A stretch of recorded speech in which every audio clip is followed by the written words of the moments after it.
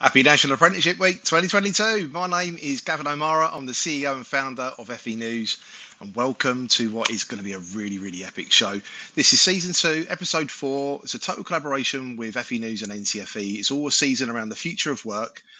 Today's episode has got a major league focus on apprenticeships, building the future for apprenticeships, which is obviously the title for this year's National Apprenticeship Week. We've got two incredibly cool guests. We've got Lucy Hunt from NHS, largest employer in the UK, and we've got Anthony Impey from Be The Business, who is representing scale-ups and startups that understand all those pressures which are involved with being an entrepreneur, but also engaging in apprenticeships. It's all around the future of work and apprenticeships. Really cool show.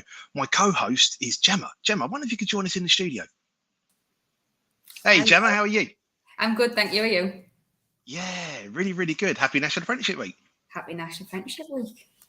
Yeah, this week has all been around the theme for National Apprenticeship Week has been around build the future. Just how important are apprenticeships for preparing today's learners for the future workforce and building their futures? I mean, we spoke about this a little bit with Lucy previously, and I think especially in the economy at the moment, with the climate of where things are going, coming out of a pandemic and needing to build and sustain a workforce, it's really important that we have new employees who can hit the ground running, and there's no better substitute for preparing for work than being in work. But also for me personally, I mean, we were talking about this earlier, I couldn't retrain unless I was in employment, and an apprenticeship opportunity is the perfect way for me to do that if it was something I was looking for in the future. And I think when we talk about apprenticeships, we talk about the workforce, it's really important that actually comes along with effective workforce planning as well. We know, and we'll talk about this with Lucy in a little bit, but we hear a lot about sort of shortfalls in the workforce, about aging workforces, and how do we build for the future without jeopardizing quality in our products, our services, and how do we get those innovative ideas? And some of that is from those entry-level apprenticeships, people coming in fresh to industry with brand new ideas, new experiences and concepts in their minds that they can bring to the workforce. Yeah, no, definitely. I think what's so exciting about apprenticeships, and particularly our system, is we've got a progression route. Do you know what I mean? So it's just like, and it's really exciting because it means that, you know, for young people, but also for those retraining and looking at new sort of ideas. I think there's something we're obviously going to cover with everyone.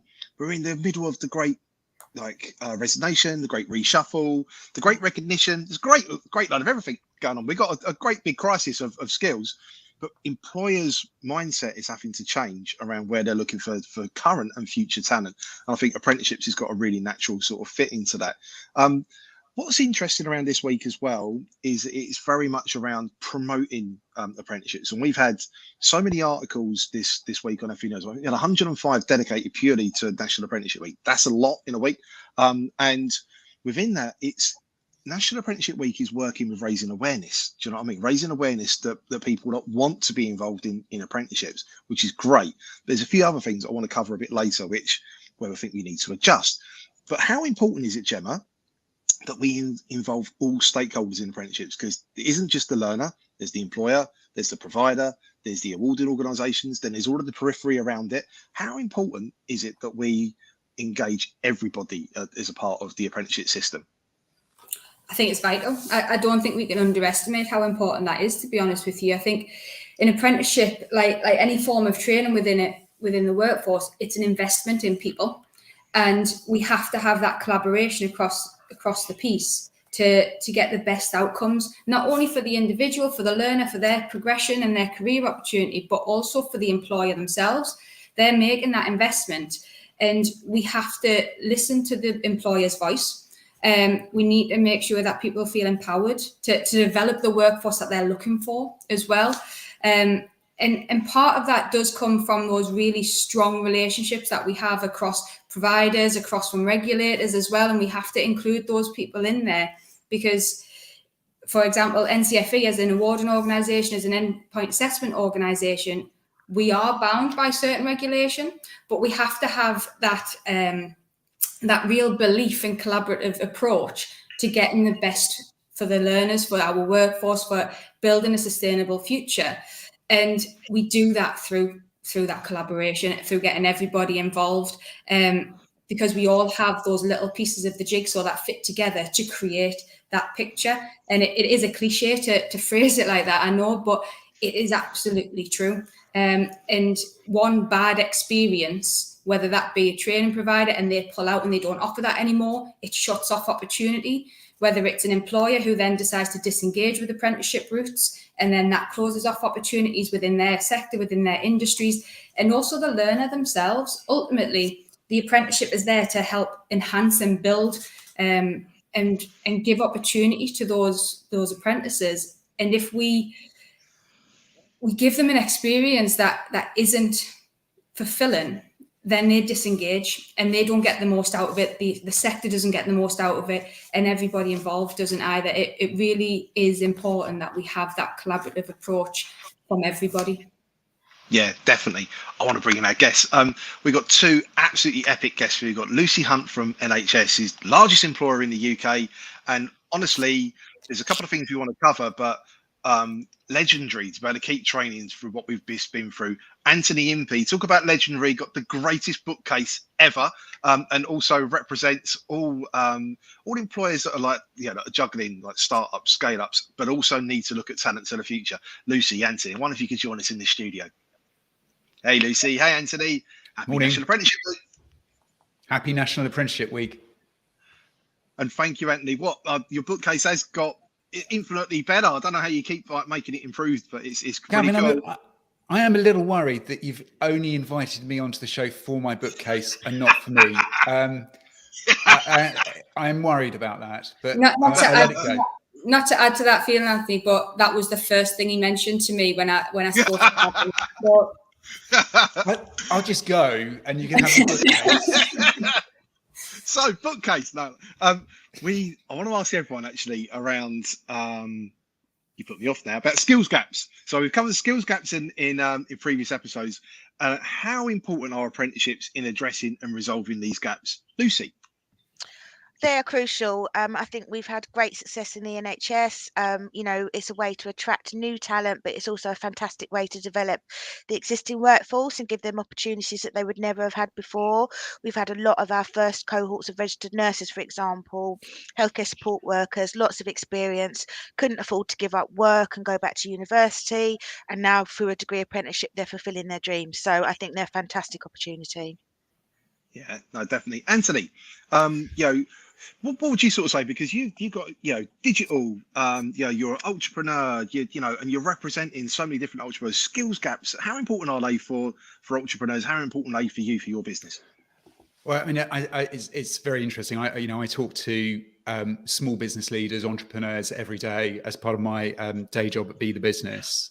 And, though they have navigated their way through the pandemic, they're dealing with an energy crisis, they've got inflationary pressures in their business, but the number one challenge is skills. And time and time again, they describe having a skills crisis, not being able to develop the skills within their own organizations, not being able to hire people with the relevant skills. So it is a major barrier, I think, for small businesses getting back on their feet after the toughest 2 years in living memory. So it is the number one challenge. And I think that more and more small businesses, as a result of this sort of monumental challenge they're facing, more and more small businesses are saying, actually, apprenticeships start fixing these issues that we've got in our organization.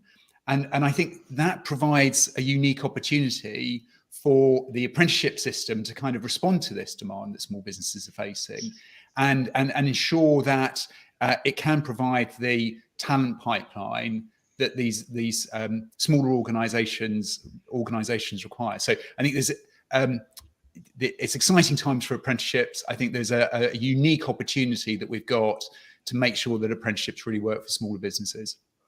Yeah, Anthony, just picking up, and I'll be really interested to hear Lucy's views on this as well from that NHS perspective. But what impact do you think the pandemic's actually had on that attitude and that acceptance or view of apprenticeships within that kind of scale-up startup part of our industries? Interestingly, I think the pandemic has kind of changed everything, and I think that's part of this opportunity that we've now got. I think we've seen small businesses innovate their business models. They've embraced technology in ways that they hadn't done 2 years ago. We've seen this huge acceleration of the use of technology by smaller businesses, and I think all that creates a momentum that means that businesses, actually of all shapes and sizes, are prepared to try new things in order to help their organizations work better. So I think the pandemic has, while it has had a terrible impact on people's lives, and a round of applause for Lucy and her colleagues in the NHS for getting us through, the biggest health emergency in living memory. But we've kind of gone through that, and I think that from a business community, it's created a readiness to try and develop new things. And I think that is why we can start thinking about apprenticeships as being a fundamental building block to fixing this skills crisis. Yeah, I think that's probably a really good point, actually, and it's how do we make the most of that opportunity that's come to us out of such a horrific incident like a pandemic, but that willingness to try new things, as you've said, it's how do we capture that opportunity, I suppose. And Lucy, from your point of view within the NHS, obviously on the front line, you don't get any more on a front line than in the NHS through that pandemic.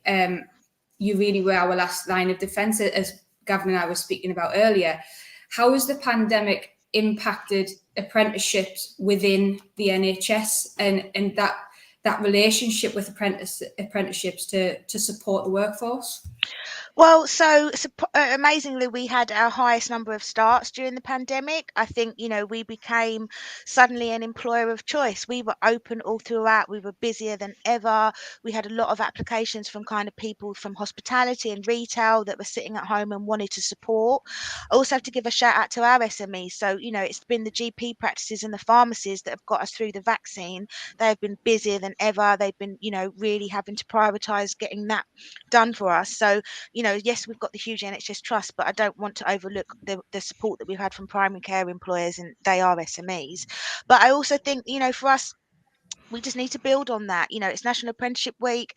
The engagement that I've had with young people in schools, they are now looking at the NHS as an option, and previously they might not have even considered it before they were clapping on their doorsteps, but now they're actually, oh, I could do finance, I could do IT, I could do digital. The events I've done this week, the interest from young people is that they are seeing us with fresh eyes, and I think that's a really fantastic opportunity, and we need to make sure we capture that interest and progress those into careers. Yeah, absolutely. I was just going to say, I think it's interesting. There's kind of a sense of optimism, and I just feel that people are, want to support organisations like the NHS in ways that maybe didn't exist 2 years ago. Yep, definitely. Yeah, and I think it's really important, isn't it, that people see the different opportunities. So for an organisation as large as the NHS, people think NHS, they think medical staff, but as you've said, there are domestic staff, there are finance, there are so many business admin, there are so many logistics. That's the thing, we are the biggest employer, and in most cities in England, we are the biggest employer, but they wouldn't have even considered us pre-pandemic, I wouldn't have thought. So I really do think we've been able to capitalise on that. Now, when we do careers engagement and we talk to young people, it's not just the ones the schools don't want to keep for A-levels. We can speak to hundreds of people at the same time now. And I think that's a really positive change as well, is that they're allowed to make an informed decision. Yes, some may still want to do the traditional route, but if they didn't know about the opportunities for apprenticeships that were available, then they were being denied that. And I think that's been a big game changer over the last couple of years, is that we are getting that access. Yeah, definitely. I want to talk about opportunities and challenges, and I want to sort of join the dots a little bit because I agree. There's BAE wrote a piece earlier this week. It was on FE News. 75% of young people they've surveyed all want to start an apprenticeship. So it's like National Apprenticeship Week for that purpose has really, really worked. But we've over the space of a week, a lot has happened in just literally before National Apprenticeship Week. We had the Levelling Up white paper last week, which is all around looking at progression opportunities for all. Today we had another announcement on flexi job apprenticeships, which is like a new model for apprenticeships, which is really quite interesting. We've had EPI report today, which is all around looking at disadvantaged young people and looking at how it's more difficult now because of the pandemic for them to go to university. The next natural point of call would be apprenticeships. But there's London Progression Collaboration did an article and a report. We had the piece from there also from their head of research around 72% drop in entry-level apprenticeships. That's for young people, you know. And one of the main things that Anna, who wrote that piece, was, and Anthony, this will be news to your ears, is engaging SMEs. And just before National Apprenticeship Week, the employer incentive is gone. And you think, like, what's that about? And I think it's interesting to have you both here, Anthony and Lucy, because it's both ends of the employer spectrum. Do you know what I mean? It's just like, what are the opportunities and challenges for apprenticeships moving sort of forward? Because there's a lot of other pressures happening around apprenticeships. I think raising awareness, like you said, Lucy, it's increased. People are open to it. We've got the Great Resignation. Employers' heads have moved into different places to be thinking of new ways of talent. And Lucy, like you said, so have staff. What are the opportunities and challenges coming into this next stage of apprenticeships, the future for employers? Anthony. Well, I mean, as you say, look, a lot has happened just in the last 14 days in terms of, some big announcements from government around sort of direction of travel. And maybe I'll sort of start just by sort of talking a bit about the employee incentive and the sort of the rollback of that. So we've got National Apprenticeship Week happening just after the employee incentive, the employer incentive kind of being withdrawn. I suppose I'm a little less concerned about that, because actually I think the challenge that smaller businesses have with the apprenticeship system is more to do with how easy it is to navigate the apprenticeship system. And I think a lot more could be done to make it easier for small businesses to navigate. Small business leaders are just the busiest people I know. They're doing 6 days a week, 12 hours a day. It's a huge job. Doing every job in their businesses. They frequently are working in their business rather than on their business, and it means that any time, any headspace that a small business leader has to think about apprenticeships might be between sort of 10 o'clock at night and 10:30 at night, when you're just kind of finishing the day's work and just trying to move on to the big thing. So we can't underestimate how little time smaller businesses have to kind of work out what works best for their business. And so if the system is difficult to navigate, we're not going to capture those business leaders. And actually capturing those business leaders is so important, especially if we're going to address big structural challenges in the economy, such as levelling up. And levelling up is so dependent on a vibrant small business community. Big employers and big employers like NHS are always a key stakeholder in the employment landscape in any town or city across the country. But actually underpinning that and underpinning all all big businesses is a much larger small business community. There's 5.9 million small businesses in the UK, and if we can equip them with the skills they need, we'll see the kind of economic growth that means that levelling up happens. And it is a process. It's going to be a long process. It's not going to happen over the next couple of years, but it does absolutely require those small businesses to be utterly equipped with the skills that they need in order to drive growth and drive prosperity within their local areas. Lucy, how about for you? That's like really, really good, Anthony, and like really good to be able to get it from a different perspective. But Lucy, like you've been through the biggest challenge in like and pressures from being a large employer. How's it for you? What do you see the opportunities and challenges to be? So, I mean, sticking with Anthony's thing about navigating the system, I think for candidates at the moment, there's so many competing programs. You've got traineeships, you've got Kickstart, you've got Restart, you've got T levels, Prince's Trust. Where do they start? So, I think it's making sure that they can access that careers advice and guidance. And I do think, the Baker Clause, is it still being, mandated as it should? Not necessarily. And I think that's where it is. You need to be having that engagement. We've started doing a lot of work with primary schools because you need to be planting the seeds from that age. The amount of times I sit with 16 to 18 years and, what do you want to do? Don't know. I want to work up London, but if they've been having this careers advice from an earlier stage, they might actually be able to make informed decisions that bit earlier. So I think navigating the system, agree with Anthony about the SMEs. For us, our GP practices, it's really hard for them to even be able to access the DAS account, to get a levy transfer. All of that takes time that they just don't have. So I think it needs to be simplified. But I also think, we need to make sure that the system, it's not competing for the same kind of talent pool, and that there are those clear progression routes. We're really, really proud now that we've got those level 2 to level 7 progression routes, but I don't think it's any, the dip in level 2 starts the reduction in terms of the level 2 entry level standards. I do think there's a direct correlation there. Whatever I8 say, we know our numbers for entry level since the removal of the level 2 business admin, they've fallen off a cliff, and that's not going to change until we get a replacement. Yeah, no, definitely. I wonder if I could bring in some of our audience who have been commenting. So I think everyone knows Lindsay. Lindsay's put a really, really good point in here around engaging young people. Hey, Lindsay, thanks for joining us as well. And 100% agree with that. And also Shirin has also mentioned around the increase of use of technology during the pandemic and online sessions and being blended around looking at ways of driving things forward. Moving on, guys, what do you see as the next 10 years around apprenticeships, and what do you think the future of apprenticeships could look like for everyone for the future workforce? I might drop up Lindsay's comment in a second so everyone can read that, because I was quite quick in flicking that. But Anthony, I wonder if you could to step into next 10 years. So actually, can I just comment on Lindsay's post, because I think there is clearly a real need to engage young people and to do more. And I was talking to someone earlier this week who described that actually one of the big challenges for young people in schools applying for apprenticeship as opposed to applying for university is that the university application sessions within school is scheduled within class time, but the application session for apprenticeships is in free time.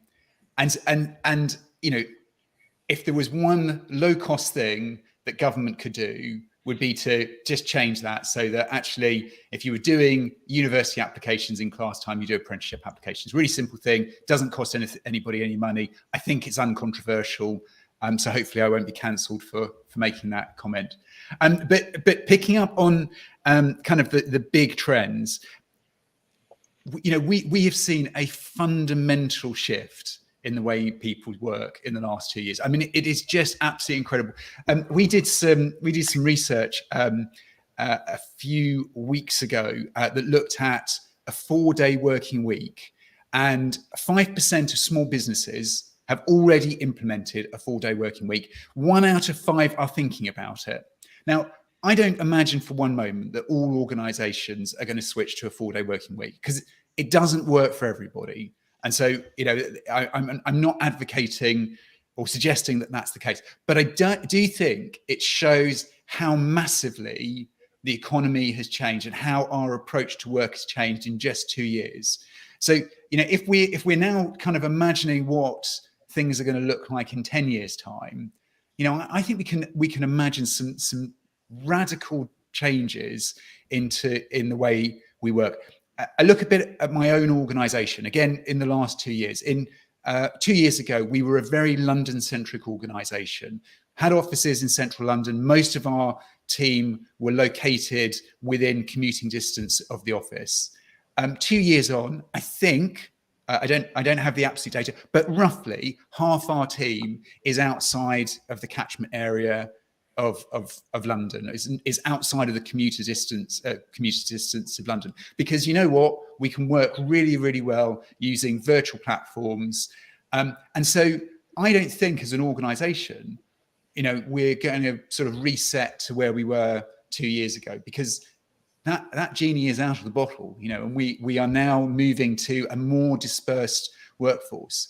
So in 10 years' time, what does that look like? Does that mean that actually organizations become much more virtual, that actually the time you meet up with people is dedicated to collaboration time rather than working in an office at a desk glued to a computer screen full time? I think one other sort of reflection is, I think we're going to move much more to task-based employment rather than full-time employment.